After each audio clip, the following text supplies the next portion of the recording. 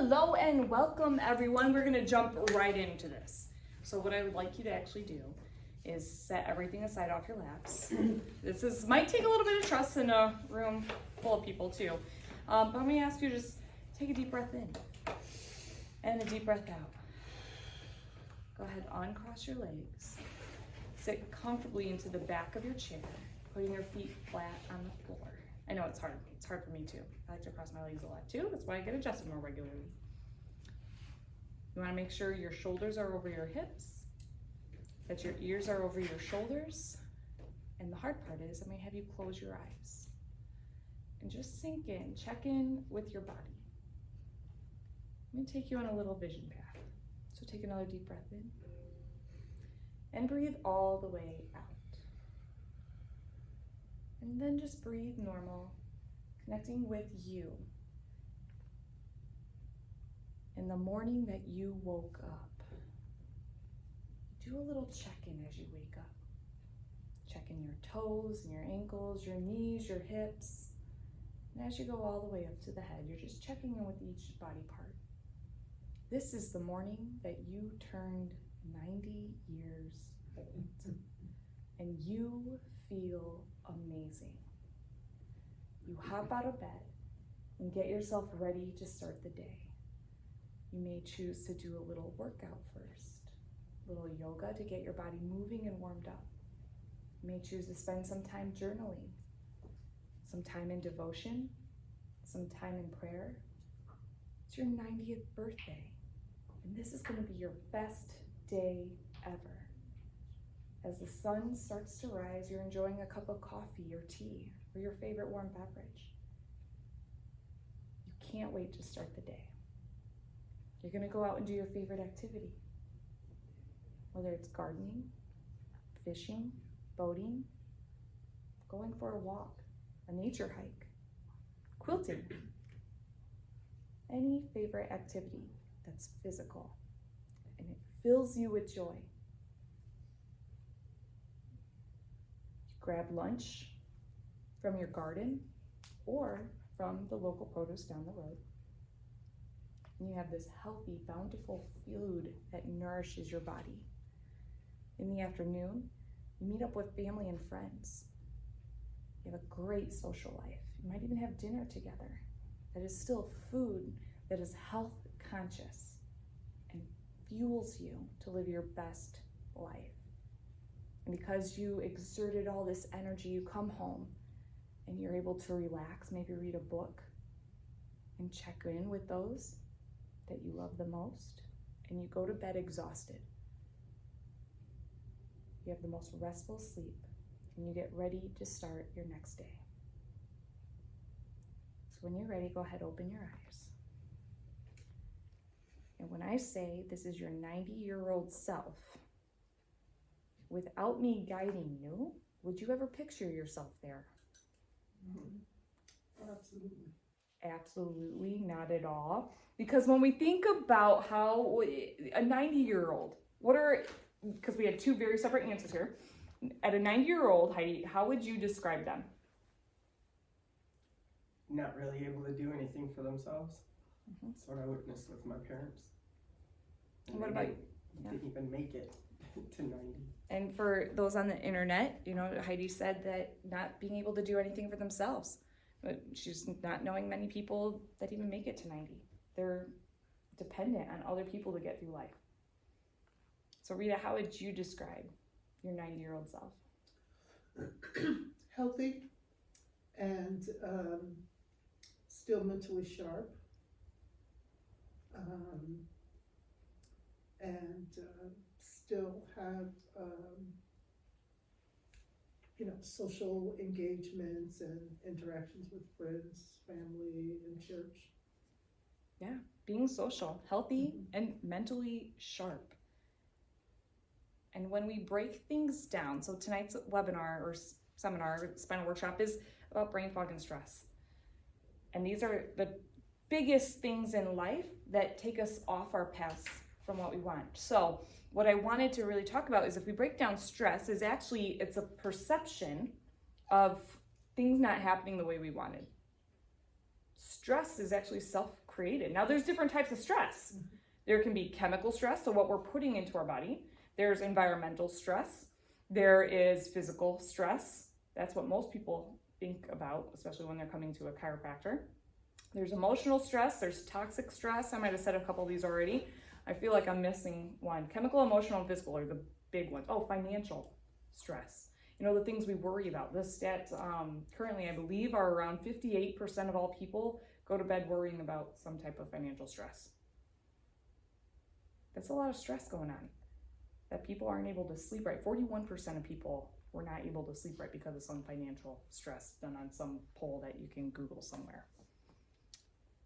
So stress happens based on how we tell the story. And the story we tell ourselves come true, which is why I wanted to start with guiding you through the possibilities of what can happen. Because the sky's the limit when we get to choose our own future. So tonight's Spinal workshop is about showing us the traps we fall into and how to combat those as well, right? Because what's the typical day for anyone between the ages of 30 and 60? Do they wake up feeling rested? Mm-hmm. No. Do they wake up pain-free? No. Are they eating the right foods, or are they reaching for caffeine? Reaching for caffeine. We have a society running on caffeine. In fact, I heard one place that millennials will spend more at Starbucks in a year than they will on their own retirement. That's a big thing. Mm-hmm. We are setting ourselves up for the moment, what is fast, easy, and convenient, and the quick reward. Not waiting for that delayed gratification. Because that's the question, is if you were to live to be 100, what would you do differently today? But people will say, oh my God, I hope I never live to be 100. Because they picture them in a home, not being able to eat by themselves or drive a car or anything like that. Well, I've had dinner with a 100-year-old lady. You know, she was the front page of our local newspaper here in the Herald Palladium a few months back. That's almost 7 months back now. It's possible. Some people will say genetics play a role in this. But actually your genetics account for approximately only 30% of your own health. The rest is 70% environmental. So you get to choose what your environment is and how it looks like. So let's keep going through the rest of the day. That person that woke up in some type of pain, stressed out already, their first thoughts are about, oh my gosh, what was I worrying about last night? They're reaching for caffeine to fuel their bodies in order to make it through the next couple hours. They're yelling at the kids to get ready and get in the car. There's homework due, there's shoes, there's now snow pants. It just keeps going and going. Then, we have to prep lunch, or if we didn't prep lunch, we're now going out for lunch. And what's fast, easy, and convenient because I only have 45 minutes and got to get back at my desk. And it's a desk job or a factory job where you're bent over, constantly moving in the wrong positions of your spine, or a desk job where you're sitting crunched like this, or you start up nice, tall, straight, or even standing, hopefully, and then you end up catching yourself doing this, at phones, looking down. All of those energy suckers. Then you go home, you got to pick up the kids, you got to then prep dinner, and it just keeps going on and on. You go to bed well, actually, here's the other thing that most people will do too. After the kids are bed, they then spend the next 2 to 3 hours watching TV, and hopefully it's not the news. But there's people that wake up and the first thing that they put into their ears and their head is the news. The news isn't news. The news is all the things that went wrong. And they also get to put their own spin on it because they're telling the stories. It is designed to invoke fear.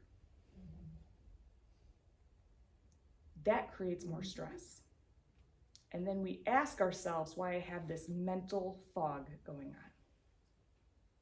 This is the trap that we get caught in day and day out. Some of you are better than others, some of you are worse than others. It's not a competition. We're all a work in progress. I'm not perfect. I still get stressed out.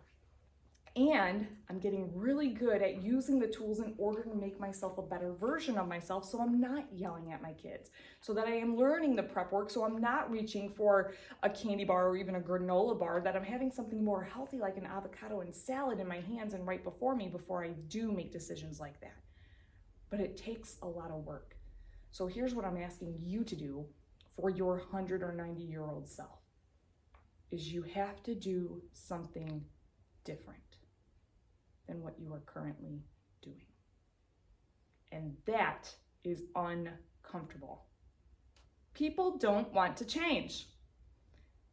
Sitting in a room full of people, I think it's a Tony Robbins thing. They'll ask, you can ask, how many people want change to happen? We're not happy with our government, with our news, with our schools, we want change to happen. But then when you ask the same people, how many of you are willing to change? The hands go drastically down. But from my coaching here, you can tell how successful you are going to be by this equation. Willingness to change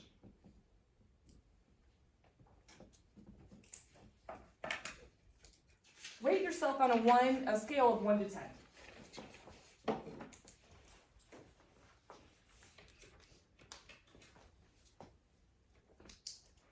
And then your drive to achieve that.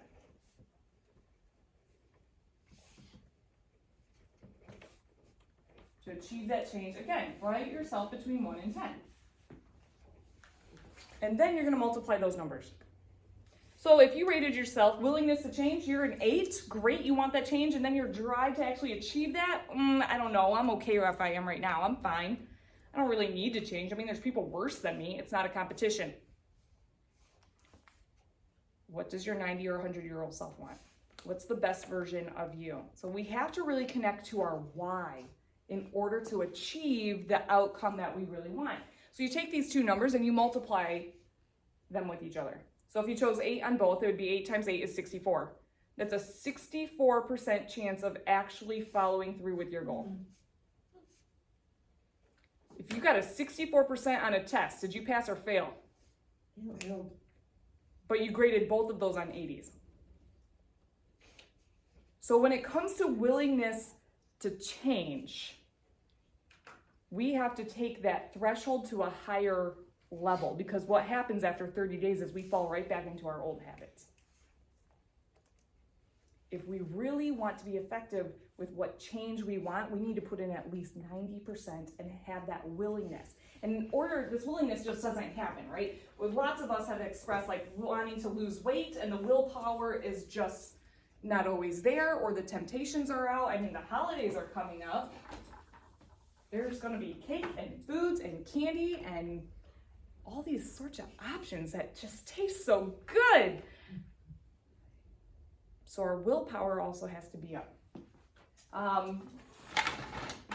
Here are the steps. You know, one of the biggest things I can say about when we want success is don't go alone.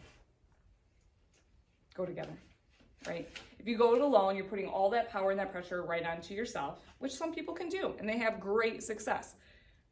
But it's gonna be easier if you do it with a partner or have someone hold you accountable. They don't have to be doing the same thing that you're doing, but text in with them, like, I did this today. And so that in a couple days, if they don't hear from you, they'll be like, hey, how you doing on that thing?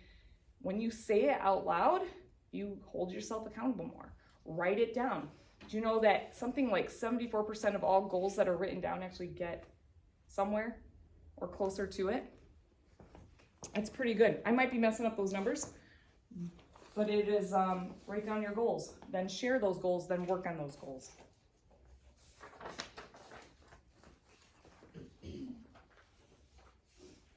All right, we're gonna break down another part. Where to work on our stress and where is our stress coming from? So at the end of this class, I will give you a wheel, but right now I wanted you to draw it out. Now, there are multiple facets to your life, and you can go online and Google this, the wheel of life or the life circle. And we're gonna just stick to 7 categories. I know I'm gonna break this down to 8. And you can find even more. It's just the wheel of life.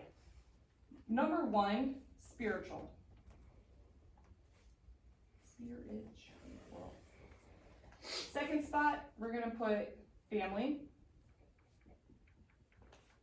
Then social.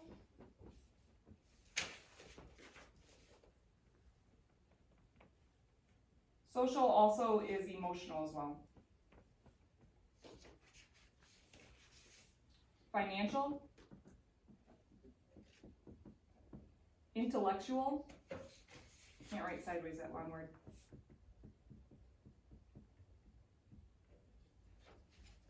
Physical.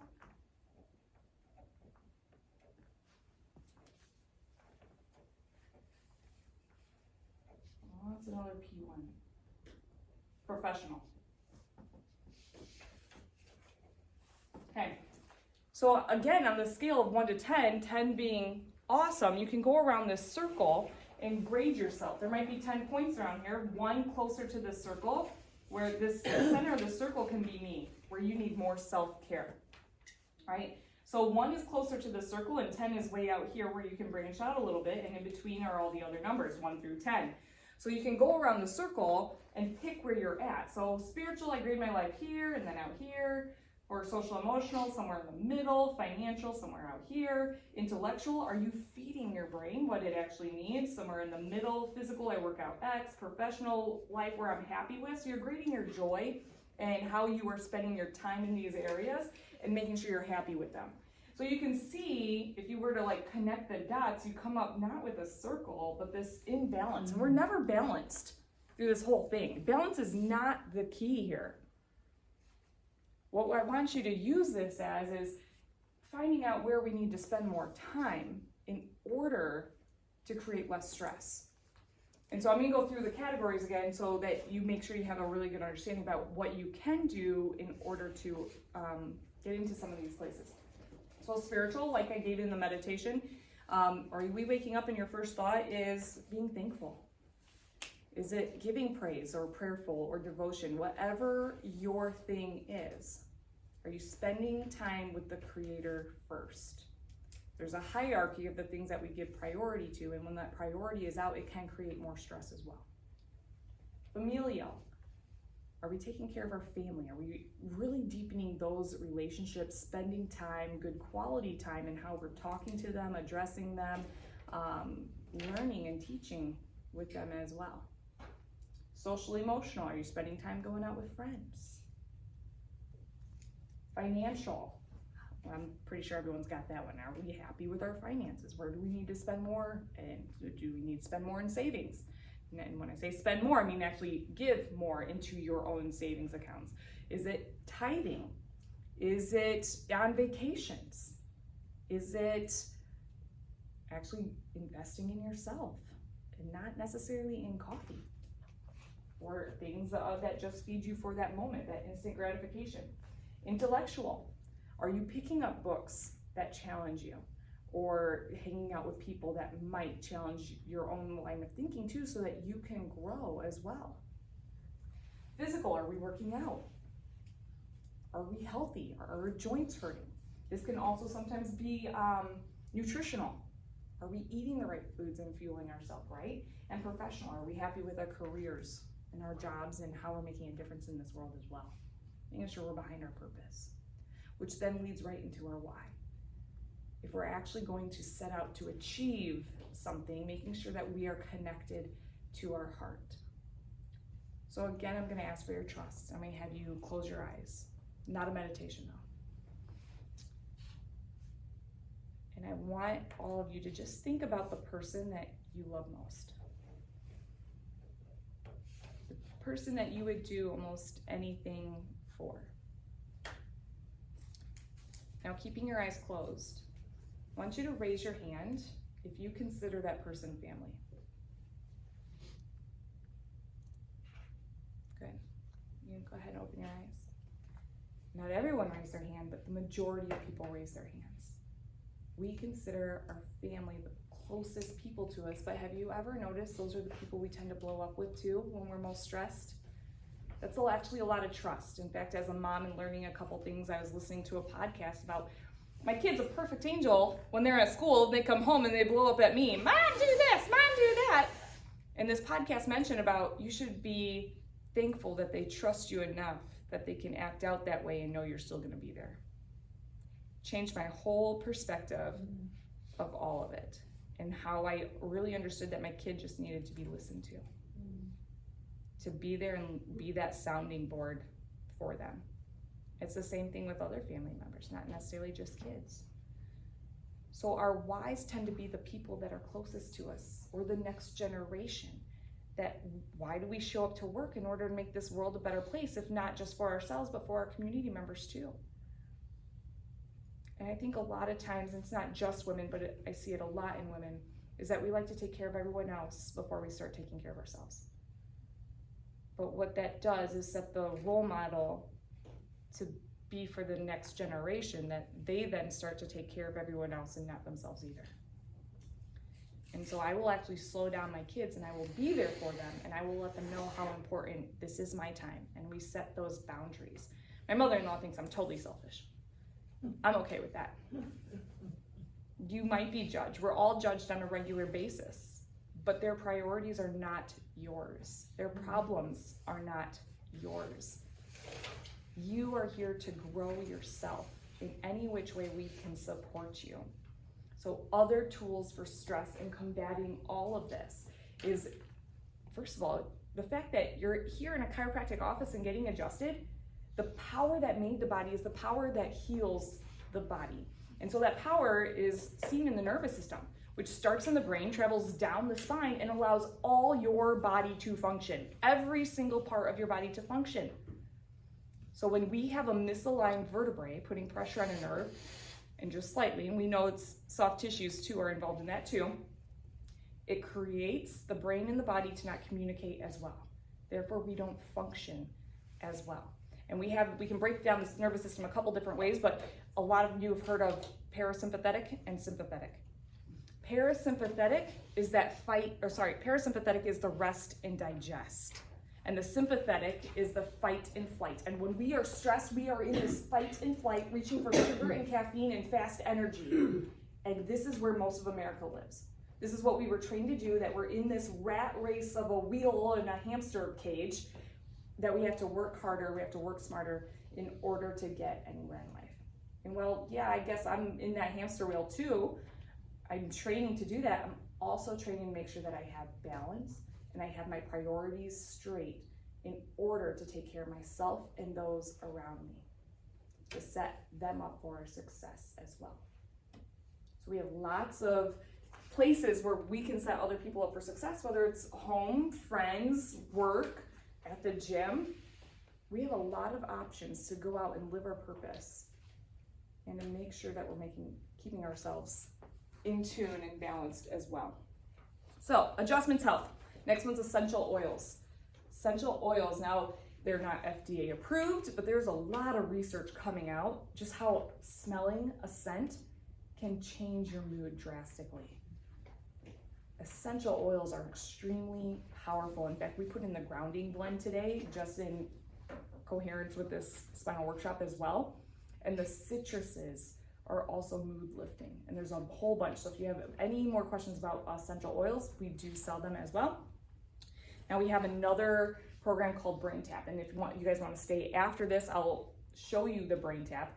Every patient in our office, your first one is free because it's a little hard to explain. And when I explain it, do you have the headset for me, Benita? Yeah. So go ahead and show them the headset and then hand it to me so I can show our people online as well. So what this is just a headset with light therapy as well. It comes with an app on anyone's phone. So the visor on that headset has LED lights that go in coherence with the meditation and the brainwave therapy that come through the speakers. There's also auricular therapy also light therapy that hits some of the ear points too that come in through these headphones. So the app and your own use of headphones alone actually can help with just the meditation and the brainwaves, okay? This adds another layer, but all of it works amazing, and that's what I want to show you afterwards, and maybe even listen to part of one. Programs are approximately 20 minutes long, and it just depends on what you want to work with. But the programs go anywhere from stress to worry-free me, to better sleep, to weight loss, to financial wealth, to public speaking, to writing a book. It goes on and on. So how does this work though? It's not just hypnosis. What it is called brain entrainment. And so we've already been wired from times we were a little kid, from our environment, and what we experience tells us how to react. And this helps rewire some of those bad habits that can help lead to less stress.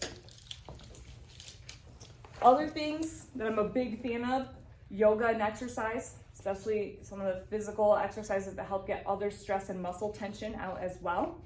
Journaling. Here's another one, just emotionally, to focus on the facts. When we hear a piece of news and we start to like kind of freak out maybe a little bit or get really emotional, and sometimes it's not always the right time to do that, or you're not in the right place to just let go and be emotional. So focus drives feelings. So when we're in these times or stressful moments, slowing down, taking a deep breath in and just saying, what do I know as facts? You start saying, I am Dr. Sandy Martin. I have 2 kids. I am married to Joe. I take care of my patients. And just knowing the things, starting with affirmations too. I am a good person. I love Jesus. Whatever fits for you. Stating the facts and grounding into your center helps drive our emotions that we focus on. So, when we hear these things, like the example I just gave about just hearing something emotional or triggering, how does the whole body physically act? Tenses. It starts to tense, yeah. And so just by hearing something, it changes us physically. But just like that meditation where you were really relaxed, did I ask you really to change anything? No, you have the power to focus on something else to allow your body to relax. The problem is in this stressed out world and brain fog is we never take the time to check in with ourselves to see if we're even stressed out. We get so used to it. That's normal. Yeah, I keep my shoulders up here. Yeah, I got muscle knots back there. That's not okay. Or it starts to create headaches, or desk jobs like this that start to create headaches and looking at screens all day. There's no such thing as a normal headache. Something is wrong. So perspective is everything, and I want to share this story with you. There's a fly in your house, and he finds the window, but the window's closed. So the stupid fly just keeps bumping in the window, hoping to get out. Then you go open the door, hoping the fly will find it. And the stupid fly just keeps going bump, bump, bump on the unopened window. The paths that we may want to take may not be the ones that we should be taking. If we want to escape what we're doing, we have to do something different about it. And that's my biggest ask. The door you thought you were going through may not be the one you started at. So you have to check in with you, because I don't have the answers to all that. I'm asking you to slow down and find out where on this wheel you need to spend more time. And if you need help looking at what that actually looks like, we can help you connect to resources.